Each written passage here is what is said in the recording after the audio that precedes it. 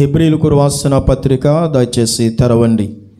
బలలోకి వెళ్ళే ముందు హెబ్రీయులకు రాసిన పత్రిక 7వ అధ్యాయం 26వ వచనాన్ని దయచేసి బైబిల్ గ్రంథాలు ఉన్నటువంటి వారందరూ తెరవండి. హెబ్రీయులకు రాసిన పత్రిక 7వ అధ్యాయం 26వ వచనాన్ని దయచేసి ఒకరు చదివి వినిపించండి.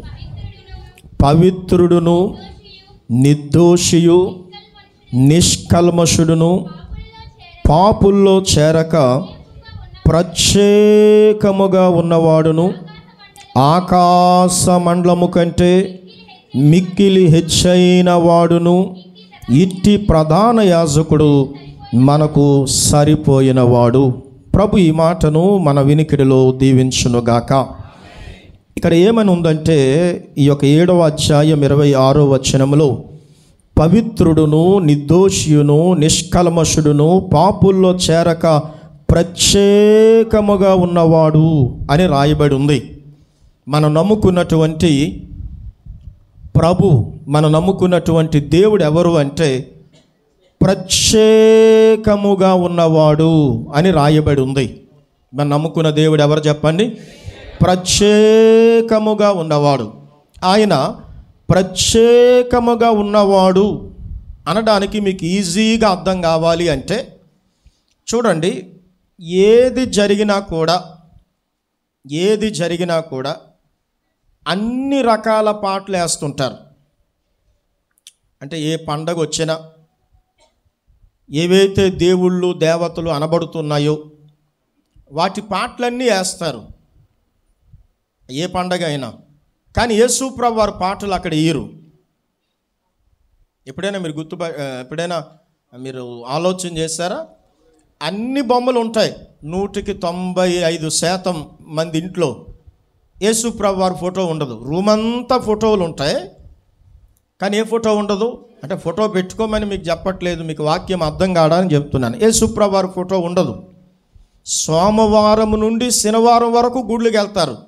సోమవారం ఒక గుడికి, మంగళవారం ఒక గుడికి, బుధవారం ఒక గుడికి, లక్షవారం ఒక గుడికి, శుక్రవారం శనివారం కూడా వెళ్తారు. కానీ ఆదివారం యేసు ప్రభు దగ్గర రారు. కారణం ఏంటంటే మనం నమ్ముకున్న దేవుడు ఎవరు అంటే పాపుల్లో చేరక ప్రత్యేకముగా ఉన్నవాడు అని ఉంది. ఎలా ఉన్నవాడు? కాబట్టి ఈరోజు మనం నేర్చుకోవలసిన విషయం ఏంటంటే కొరింథీయులకు రాసిన మొదటి పత్రిక 11వ అధ్యాయం 1వ వచనం. నేను క్రీస్తుని పోలి నడుచుకున్న ప్రకారము మీరును నన్ను పోలి నడుచుకొనుడి అని ఉంది. అంటే ఇప్పుడు మనం యేసు ప్రభులాగా నడవాలి, యేసు ప్రభువుని పోలి నడవాలి. యేసు ప్రభువుని పోలి అంటే యేసు ప్రభు వారు ఇందాక విన్నాం కదా, దేన్ని అసహించుకున్నాడో మనము దాన్ని అసహించుకోవాలి. యేసు ప్రభువారు దేన్ని ప్రేమించాడో మనము దాన్ని ప్రేమించాలి. యేసు ప్రభువారు ఏది చెయ్యొద్దన్నాడో అది మానేయాలి. యేసు ప్రభువారు ఏది చెయ్యమన్నాడో అది చెయ్యాలి. ఇప్పుడు బైబిల్ ఈ 11వ అధ్యాయంలో ఏముందంటే 1వ మాటలో కొరింథీయులకు రాసిన పత్రికలో నేను క్రీస్తును పోలి నడుచుకున్న ప్రకారం మీరును నన్ను పోలి నడుచుకునండి. అంటే యేసు ప్రభులాగా నడుచుకోవాలి మనం. అంటే ఇప్పుడు యేసు ప్రభు ఎలా నడుచుకున్నాడు? ప్రత్యేకముగా నడుచుకున్నాడు. ఎలా నడుచుకున్నాడు? అందుకే మనం బొట్లు పెట్టుకోవట్లేదు. బొట్లు పెట్టుకోకపోవడానికి కారణం ఏంటంటే ప్రత్యేకముగా ఉండమన్నాడు ప్రభు. కొంతమంది దుర్బోధలు చేసి దేవుడు బయట రూపాన్ని పట్టించుకోవడానికి కొంతమంది సిలువ బొట్టు పెట్టుకోమని కొంతమంది ఇలా దుర్బోధలు చేస్తున్నారు. ఎందుకు మనం ఇంటి ముందు ముగ్గు వేయట్లేదు అంటే ప్రత్యేకముగా ఉండమన్నాడు ప్రభు. ఎలా ఉండమన్నాడు? ఎందుకు మనం ప్రసాదాలు తినట్లేదు అంటే ప్రత్యేకముగా ఉంటున్నాము గనుక. ఎందుకు మనం విగ్రహాల దగ్గర పెట్టింది తినట్లేదు అంటే ప్రత్యేకంగా ఉంటున్నాము గనుక. ఎందుకు మనం కాటుక పెట్టుకోవట్లేదు అంటే ప్రత్యేకముగా ఉంటున్నాము గనుక. కాబట్టి మనం ప్రత్యేకముగా ఉంటూ ఈ యొక్క బలలో పాలు పొందాలి. అందుకే కొరింథీయులకు రాసిన 2వ పత్రిక 6వ అధ్యాయంలో మన కంఠస్థ వచ్చిన మాట 18వ వచనంలో ఉంటుంది. నేను మీలో నివసించి సంతరింతును గనుక మీరు వారి మధ్య నుండి బయలువెడిలి ప్రత్యేకముగా ఉండుడి అని కొరింథీయులకు రాసిన 2వ పత్రిక 6వ అధ్యాయం 18వ వచనంలో ఉంది. కాబట్టి మనకి ప్రత్యేకత అవసరం. అందుకే మనం త్రాగటం లేదు, అందుకే మనం ఆడటం లేదు, అందుకే అన్యులతో కలవట్లేదు. మనం చాలా ప్రత్యేకంగా ఉంటున్నాం. కొంతమంది అడుగుతుంటారు, వాళ్ళు తినేస్తున్నారు, వాళ్ళు వచ్చేస్తున్నారు, వాళ్ళు అన్నీ చేస్తున్నారు, వాళ్ళు దేవుని నమ్ముకున్నారు కదా, మీరు దేవుని నమ్ముకున్నారు కదా అని. వాళ్ళకి అవన్నీ తెలియవు. తెలిసినా వాళ్ళు రాజీ పడ్డారు. మనం రాజీ పడకుండా ప్రత్యేకముగా ఉంటున్నాం. కాబట్టి మొట్టమొదటిది అవసరం ఏంటంటే ప్రత్యేకత అవసరం. ఏమవసరం? రెండవది, మనకు దేవుడు ఒక పని కోసం పిలిచాడు ఈ లోకానికి. ఈ లోకంలో ఎందుకు పుట్టించాడు అంటే అపోస్తుల కార్యాలు 13వ అధ్యాయం 2వ వచనం. అపోస్తుల కార్యాలు 13:2. వారు ప్రభువుని సేవించుచు ఉపవాసము చేయుచుండగా పరిశుద్ధాత్మ బర్నబాను సౌలును పిలిచిన పని కొరకు వారిని ప్రత్యేకపరుచుడని వారితో చెప్పెను. దేవుడు మనల్ని ఎందుకు పుట్టించాడు? ఎందుకు మన కొరకు ప్రాణం ఇచ్చాడు? ఎందుకు మనల్ని రక్షించుకున్నాడు? ఎందుకు మన కొరకు నిందలు భరించాడు? ఎందుకు మన కొరకు సిలువనెక్కాడు?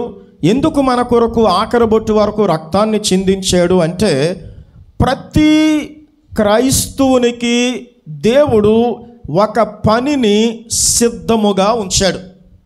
అంటే నీకు నాకు ఒక పనిని దేవుడు ఈ భూలోకంలో ఉంచాడు. మనందరికీ పని ఉంది. పని లేకుండా ఎవరిని దేవుడు పుట్టించలేదు. అర్థమవుతుందా? పని లేకుండా దేవుడు పుట్టించలేదు. ఫ్యాన్ తిరుగుతుంది అంటే దానికి ఒక పని ఉంది. మనకి గాలి ఇవ్వాలి.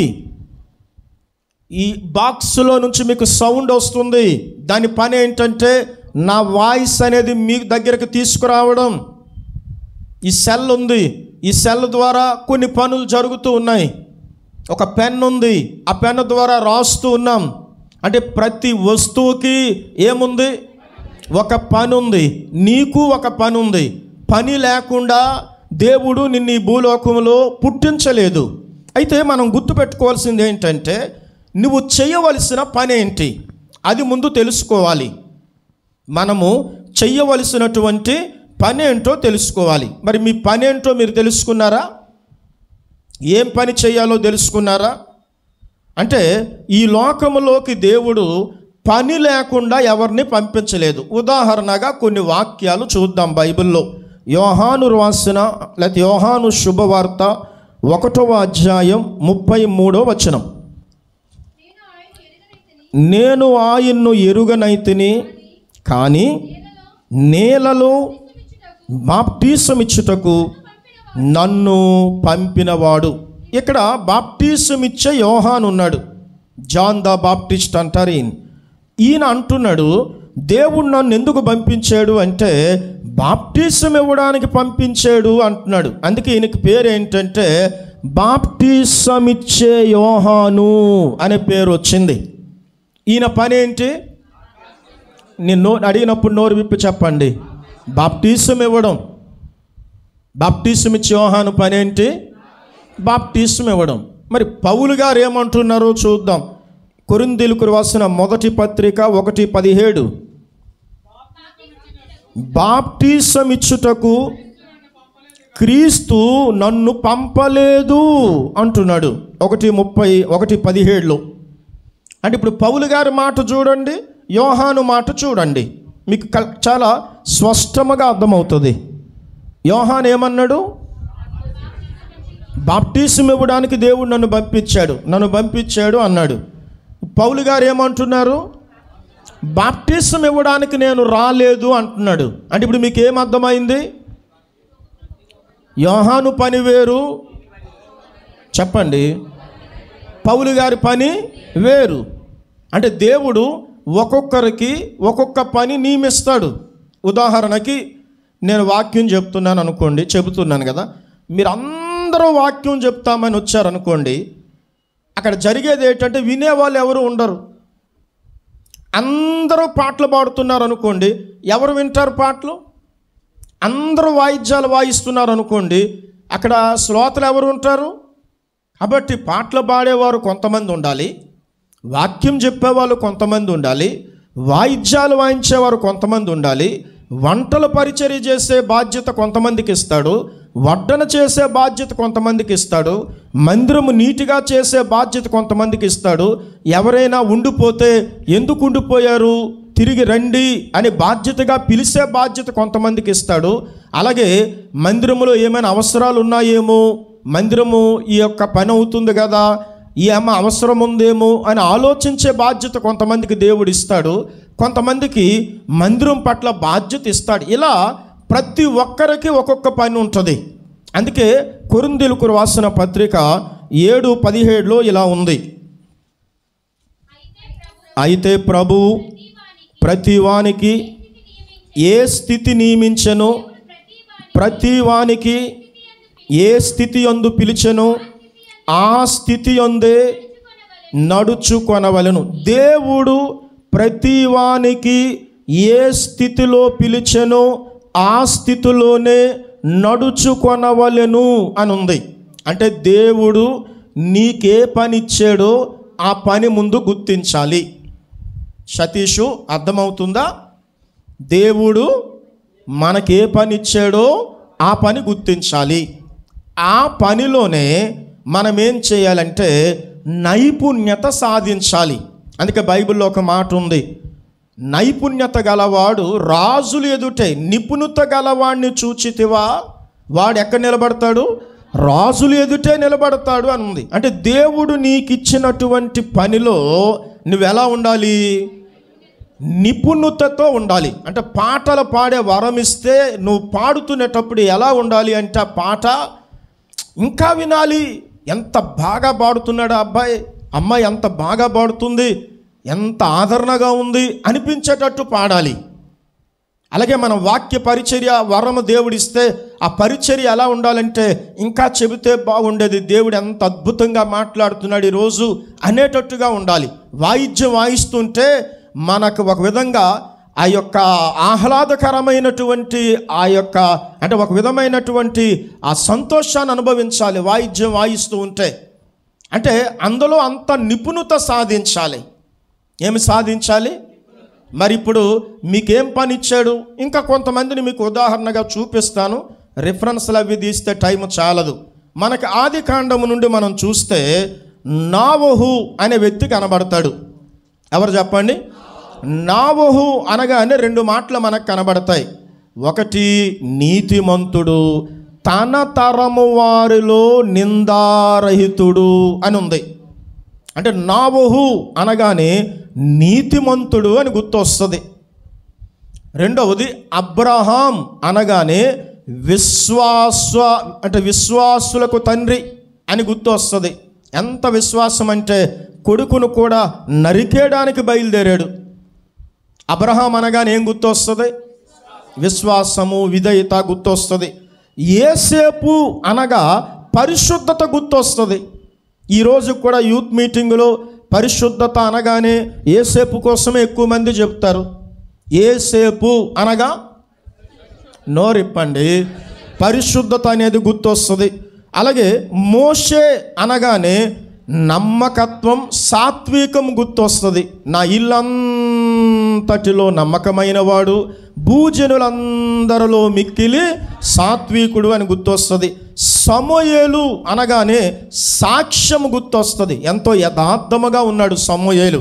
అలాగే ఏలియా అనగా ఆత్మ సంబంధమైన పౌరుషం గుర్తొస్తుంది. ఏ పౌరుషం?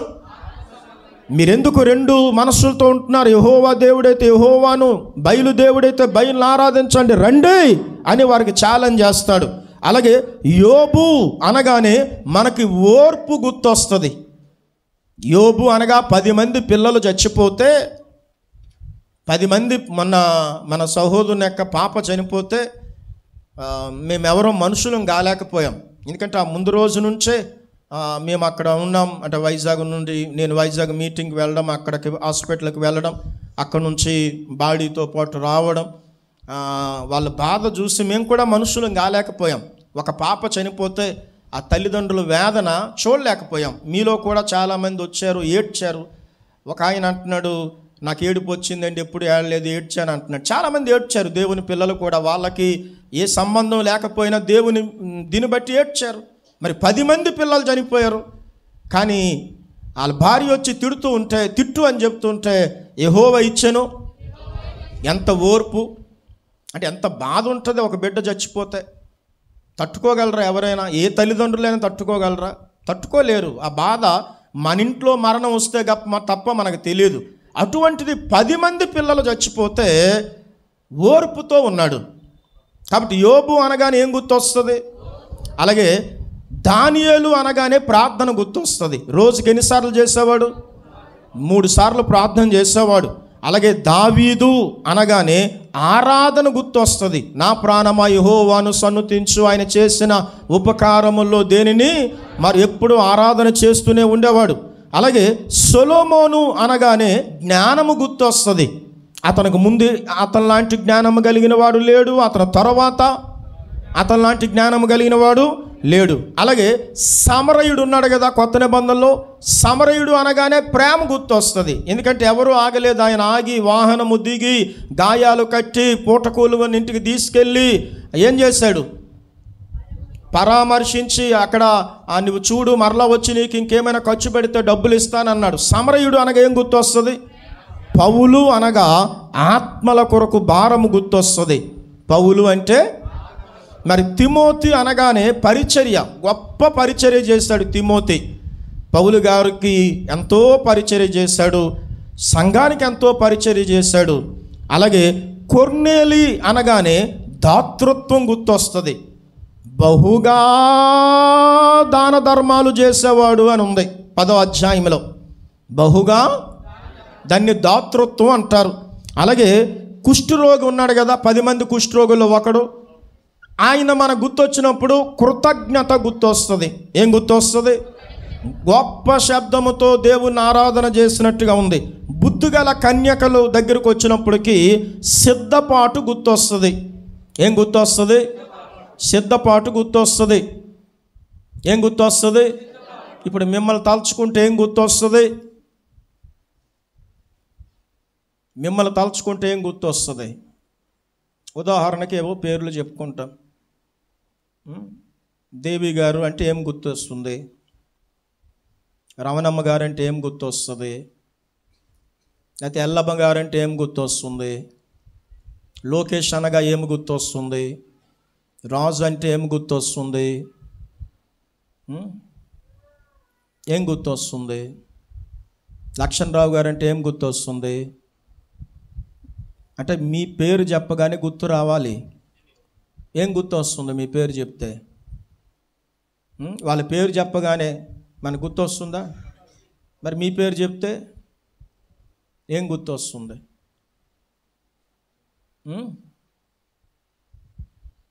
మీ పేరు చెప్తే ఏం గుర్తు వస్తుంది? ఒక అబ్బాయి విచిత్రంగా ఏడ్చాడు ఒకసారి వచ్చి నా దగ్గరికి. అది బాగా గుర్తుండిపోయింది నాకు. ఇప్పుడు ఎందుకో గుర్తు వచ్చింది నాకు, అది మీకు చెప్తాను. అప్పుడు నా గొంతు కొంచెం ఇబ్బంది అయ్యింది కదా, మాట రావడం ఇబ్బంది అయింది. మాట రావట్లేదు, గొంతు ఇబ్బంది అయింది. వాక్యం చెప్పలేకపోయాను. ఒక 2 వారాలు, 1 వారమో 2 వారాలు చాలా ఇబ్బంది అయింది నా గొంతు. అప్పుడు కొంతమంది వచ్చి చాలా బాధపడి మాకు వాక్యం ఎవరు చెప్తారు అని ఏడ్చి, ఒక అబ్బాయి వచ్చి ఏడుస్తున్నాడు. ఏడుస్తూ ఆ ఏడుపులో కూడా చాలా వింతగా ఏడ్చాడు అనమాట. చెప్పండి అని మాకు ఎవరంటారు బ్రదర్ గారు అని ఏడుస్తున్నాడు. అంటే ఆడికి అది గుర్తొచ్చింది. అంటే నేను చెప్పండి అంటుంటాను కదా అప్పుడప్పుడు, ఎవరైనా కునుకుతూ ఉంటే అది బాగా గుర్తుండిపోయింది ఆడికి. చెప్పండి అని ఎవరంటారు బ్రదర్ గారు అని ఏడుస్తున్నాడు. ఒరే బాబు, ఇంకా నేను చచ్చిపోలేదు, దేవుడు బతికిస్తాడు, దేవుడు మళ్ళీ ఆరోగ్యం ఇచ్చాడు, మరలా చెబుతూనే ఉన్నాను. ఈ మాట ఎందుకు చెప్పానంటే, మనమంటూ గుర్తు వచ్చినప్పుడు ఎవరికో ఒకరికి నువ్వంటూ ఏదో గుర్తు ఉండాలి. మంచి విషయాల్లో, చెడ్డ విషయాల్లో కాదు. ఏ విషయాల్లో?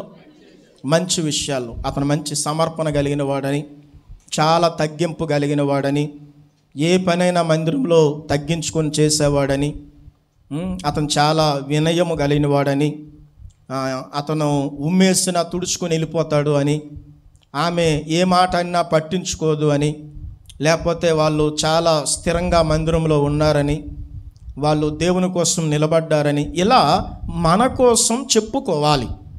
మన కోసం ఏం చేయాలి? అలాంటి వారు మాత్రమే బల్లలో ఏం చేయాలి? పాలు పొందాలి. ఇప్పుడు మనము దేవుని ఏదో ఒక పని కోసం దేవుడు పంపించాడు కదా, ఆ పని చేస్తే ఏం జరుగుతుంది? యోహాను శుభవార్త 17వ అధ్యాయం 4వ మాట,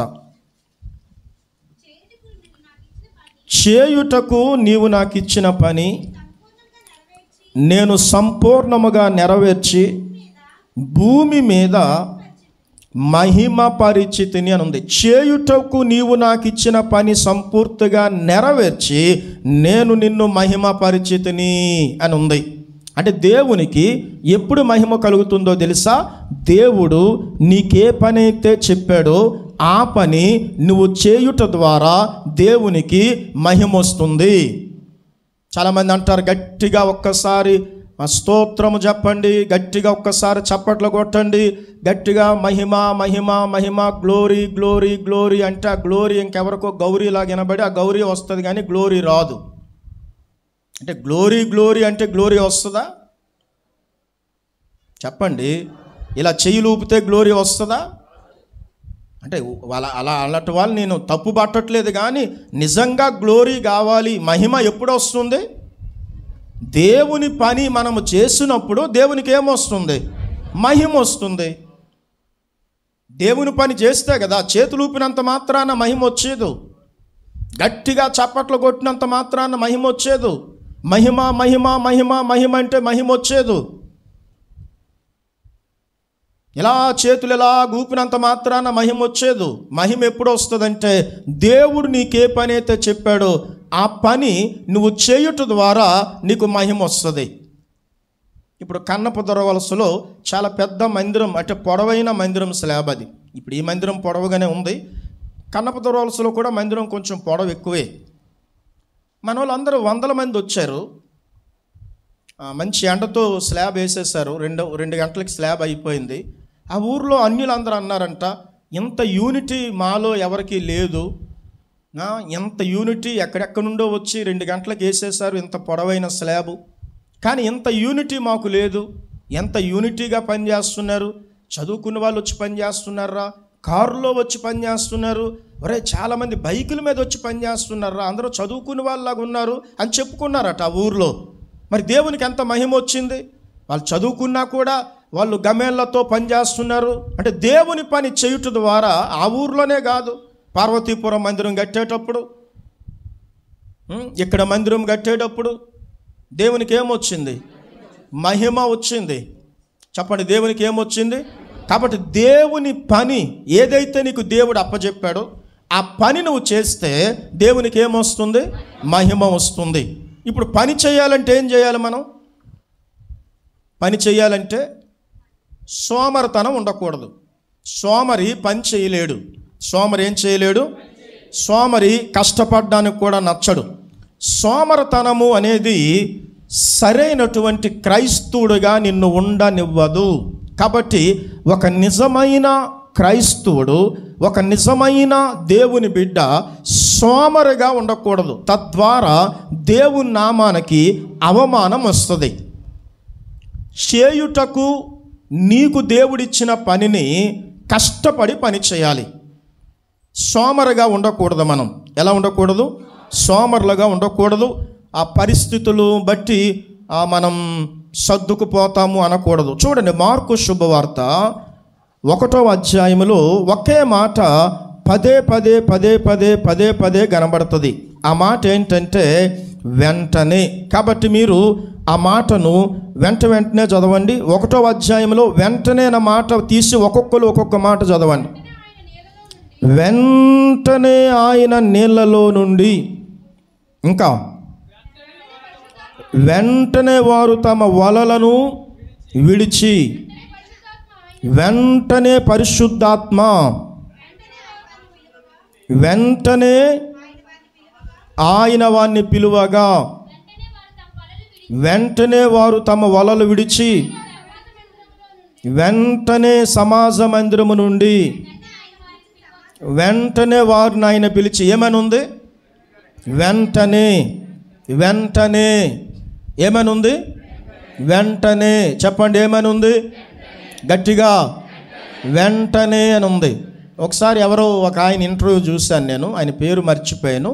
అప్పుడు మన దేశానికి ప్రధానమంత్రిగా పివి నరసింహరావు గారు ఉండేవారు.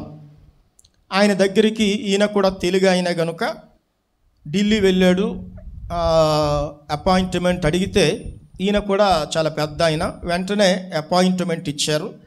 ఇచ్చినప్పుడు ఈయన వెళ్ళాడు. ఒక 5 నిమిషాలు మాట్లాడడానికి టైం ఇస్తే ఈయన వెళ్ళాడు ప్రధానమంత్రి కార్యాలయంలోకి. ఈయనకి ఆయనతో మాట్లాడుతూ ఒక బోర్డు చాలా ఆకర్షించిందంట. పివి నరసింహరావు గారి యొక్క టేబుల్ పైన ఒక బోర్డు ఈయన ఆకర్షించిందంట. ఏంటి ఆ బోర్డు అంటే, చాలా స్పష్టంగా ఆయన బోర్డు తన ముందు పెట్టుకున్నాడంట. ఏంటంటే లేటర్ ఈజ్ నౌ అని, లేటర్ ఈజ్ నౌ అనే బోర్డు ఉందంట. అంటే తరువాత కాదు, ఇప్పుడే. చెప్పండి, తర్వాత కాదు, ఇప్పుడే.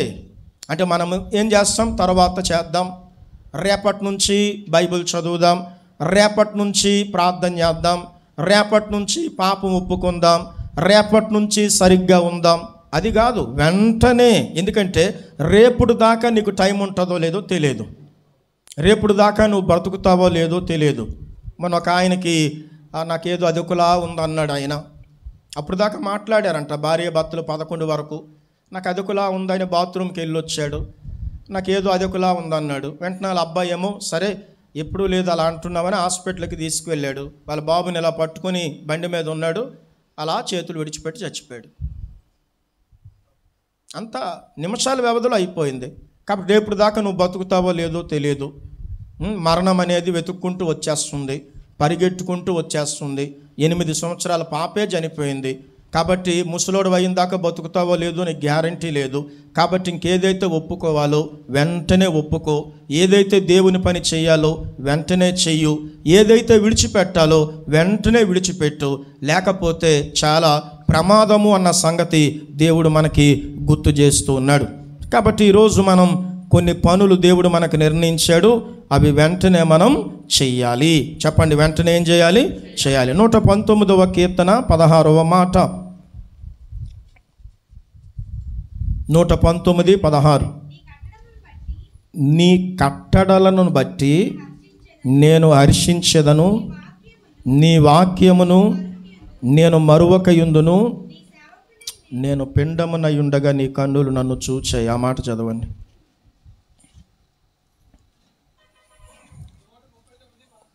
మరి నేనేం చెప్పాను?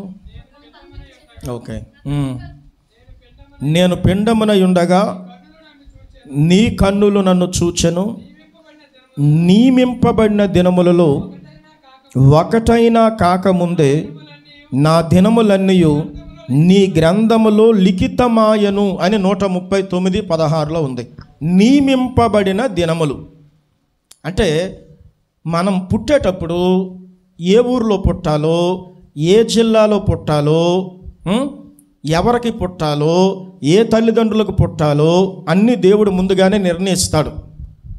కాబట్టి ఈరోజు ఏం చెయ్యాలో కూడా దేవుడు నియమింపబడిన దినములు అంటే దినములు కొన్ని దేవుడు నియమించాడు.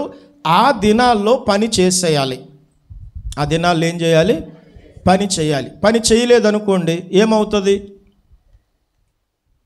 పని చేయలేదు. ఒక పాట ఉంది, హృదయ అరణ్యములు అనే పాట. మరి ఎంతమందికి వచ్చో నాకు తెలియదు, కానీ ఆ పాటలో చరణాలు ఏంటంటే, కళ్ళు ఉన్నప్పుడు చూడలేకపోయాను నిన్ను, కాళ్ళు ఉన్నప్పుడు నడవలేకపోయాను నీకోసం, చేతులు ఉన్నప్పుడు నీ పని నేను చెయ్యలేకపోయాను. అప్పుడు పాడుకోవాలి. ఎప్పుడు?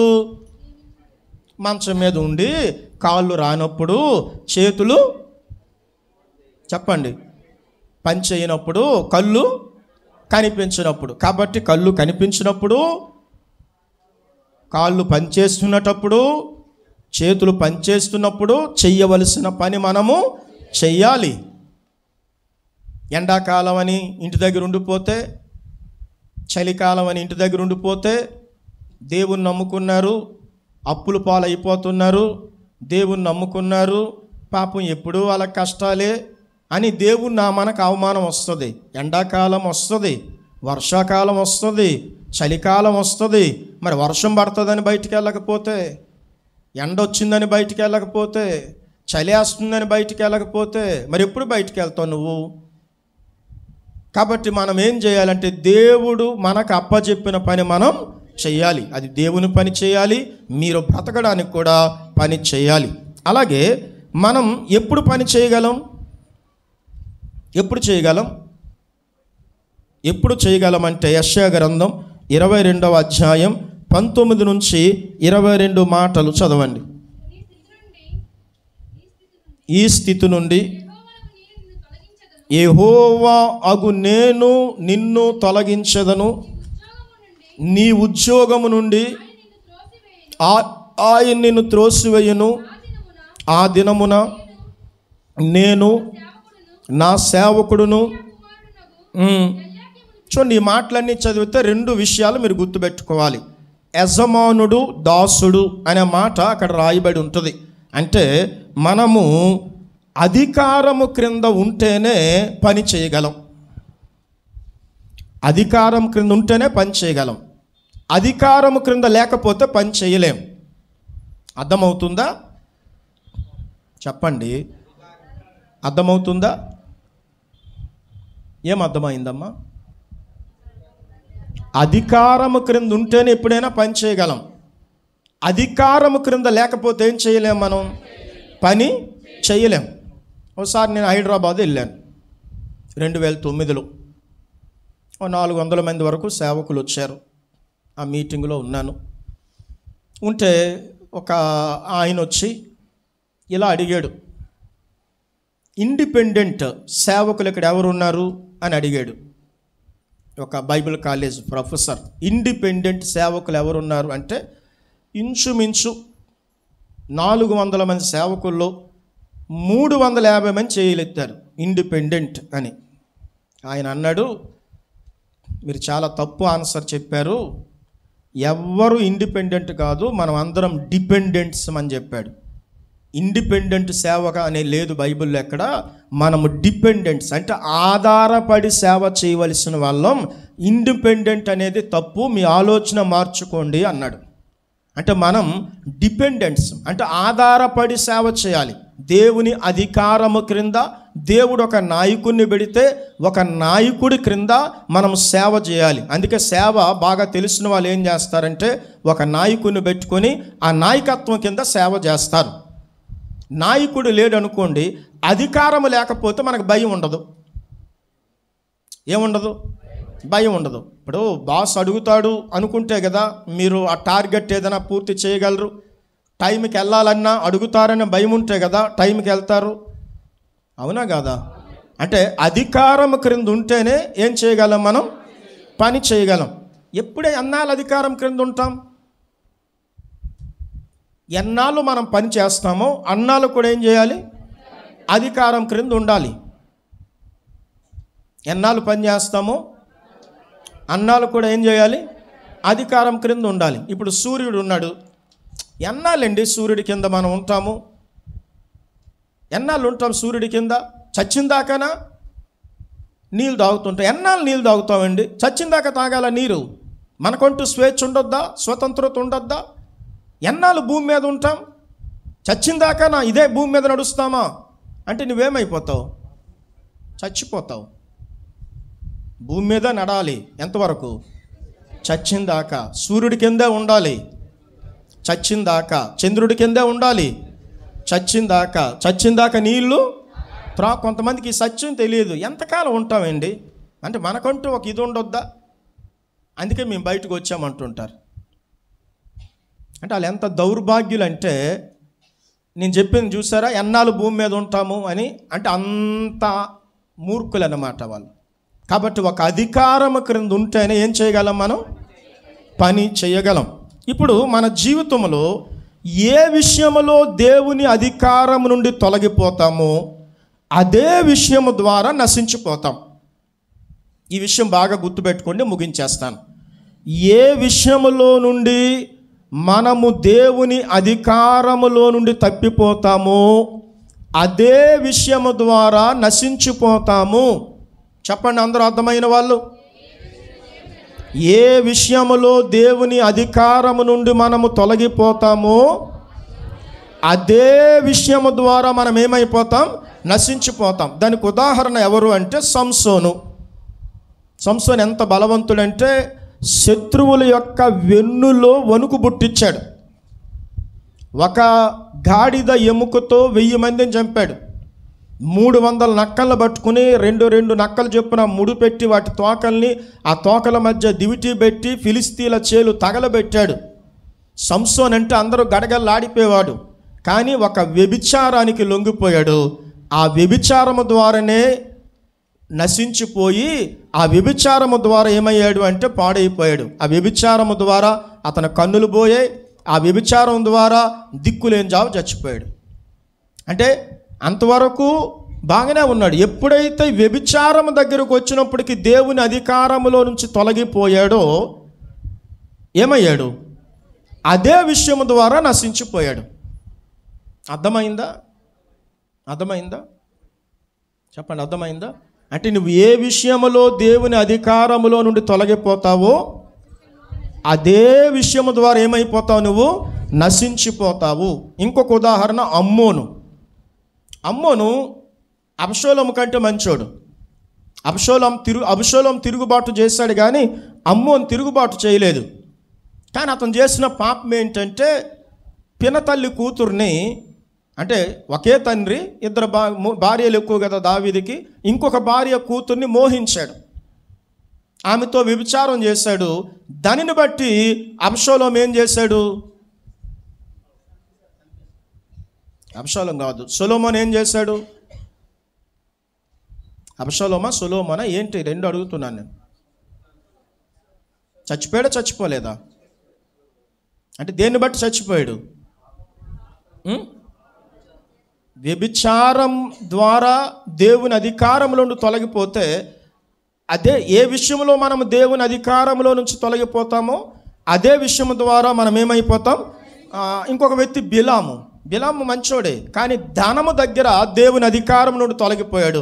వాళ్ళు వచ్చి ధనం ఇస్తానంటే ఆ ధనాన్ని బట్టి తొలగిపోయి దాని ద్వారానే నాశనం అయిపోయాడు. దేని ద్వారా? అలాగే గెహాజీ కూడా ధనము ద్వారా దేవుని అధికారంలో నుండి తొలగిపోయాడు. ఆ ధనము ద్వారా కుష్ఠవ్యాధి వచ్చి అతని పిల్లలకి కుష్ఠవ్యాధి వచ్చింది. ఈరోజు కుష్ఠవ్యాధి ఉండడానికి కారణం నేను అనుకుంటున్నాను గెహాజీయే. అంటే వీళ్ళందరూ దేవుని అధికారంలో నుంచి ఏ విషయంలో తొలగిపోయారో ఆ విషయమే దేవుడు ఏం చేశాడు? వారిని నాశనం చేశాడు. సమూయేలు గ్రంథం 15:28 వేగంగా. అప్పుడు సమూయేలు అతనితో ఇట్లనెను, నేడు యెహోవా ఇశ్రాయేలు రాజ్యమును నీ చేతిలో నుంచి లాగివేసి నీకంటే ఉత్తముడైన పొరుగువానికి. చూడండి, ఎప్పుడైతే మనము దేవుని పని సరిగ్గా చెయ్యొద్దు అన్నది చేస్తామో ఆ పని దేవుడు మన దగ్గర నుంచి తీసేస్తాడు. ఆ పని దేవుడు ఏదో ఒకరికి తీసేసి మనకంటే మంచి వాళ్ళకి ఇస్తాడు. చెప్పండి, మనకంటే మంచి వాళ్ళకి ఇస్తాడు. ఇప్పుడు సౌలుని తీసేశాడు, ఎవరికి ఇచ్చాడు? దావీదుకి ఇచ్చాడు. వస్తీని తీసేశాడు, ఎవరికి ఇచ్చాడు? ఎస్తేరుకి ఇచ్చాడు. అంటే ఎప్పుడైతే నువ్వు దేవుని పని సరిగ్గా చెయ్యవో, ఎప్పుడైతే దేవుడు నీకు ఇచ్చిన పని చేయవో దేవుడు నిన్ను తీసేస్తాడు ఆ పని నుంచి. నీకంటే మంచి వాళ్ళకి ఆ పని ఇస్తాడు నీకంటే. కాబట్టి ఇప్పుడు ఉత్తమమైన వారికి ఇస్తాడు అన్నాడు. ఉత్తమమైనది ఏంటి? మరియా ఉత్తమమైన దాన్ని ఏర్పరచుకునేదని ఉంది. యేసుప్రభువు వారి పాదాల దగ్గర ఉంది ఆమె. కాబట్టి ఉత్తమమైనది అంటే వ్యక్తిగత ప్రార్థన. యేసుప్రభువు వారి పాదాల దగ్గర ఉంది అంటే చాలా రిఫరెన్స్లు ఉన్నాయి. మనము ఎక్కువగా వ్యక్తిగత ప్రార్థన చేయాలి. ఏ ప్రార్థన? వ్యక్తిగత ప్రార్థన చేయాలి. దావీదు రోజుకి ఎన్నిసార్లు ప్రార్థన చేసేవాడు? 7 సార్లు ప్రార్థన చేసేవాడు. దానియేలు ఎన్నిసార్లు ప్రార్థన చేసేవాడు? రోజుకి 3 సార్లు ప్రార్థన చేశాడు. కాబట్టి మనం కూడా ఏం చేయాలి? ప్రార్థన చేయాలి. చెప్పండి, ఏం చేయాలి? తల్లిదండ్రులు ప్రార్థన చేస్తే పిల్లలు ప్రార్థన చేస్తారు. తల్లిదండ్రులు ప్రార్థన చేస్తే పిల్లలు. ఒక మాట చదివి ముగించేద్దాం. ఆదికాండం 1:12. ఆయా జాతి ప్రకారము, వేగంగా చదవండి. భూమి గడ్డిని తమ తమ జాతి ప్రకారము, విత్తములిచ్చు చెట్టులను తమ తమ జాతి ప్రకారం. చూడండి, తమ తమ జాతి అని ఉంది. అంటే మామిడి చెట్టు ఏ జాతి విత్తనాలు ఇస్తుంది? మామిడి విత్తనాలు. మామిడి విత్తనాలు వేస్తే మామిడి, తోటకూర విత్తనాలు వేస్తే తోటకూర, గోంగూర విత్తనాలు వేస్తే గోంగూర. ఇప్పుడు ధాన్యము వేస్తే, అంటే వరి విత్తనాలు వేస్తే వరి పండుతుంది. నువ్వు ప్రార్థన చేస్తే నీ పిల్లలు ప్రార్థన చేస్తారు. నువ్వు ఆరాధన చేస్తే నీ పిల్లలు ఆరాధన చేస్తారు. నువ్వు యథార్థంగా ఉంటే నీ పిల్లలు యథార్థంగా ఉంటారు. నువ్వు భక్తితో ఉంటే నీ పిల్లలు ఎలా ఉంటారు? భక్తిగా ఉంటారు. నువ్వు దేవుని మందిరానికి ప్రతి వారం వస్తే నీ పిల్లలు కూడా ఏం చేస్తారు? ప్రతి వారము దేవుని మందిరానికి వస్తారు. కాబట్టి మనం ఈ రోజు నుండి సరైన రీతిలో బలలో పాలు పొందుదాం. దేవుడి మాటలు మన వినికిల్లో దీవించునుగాక.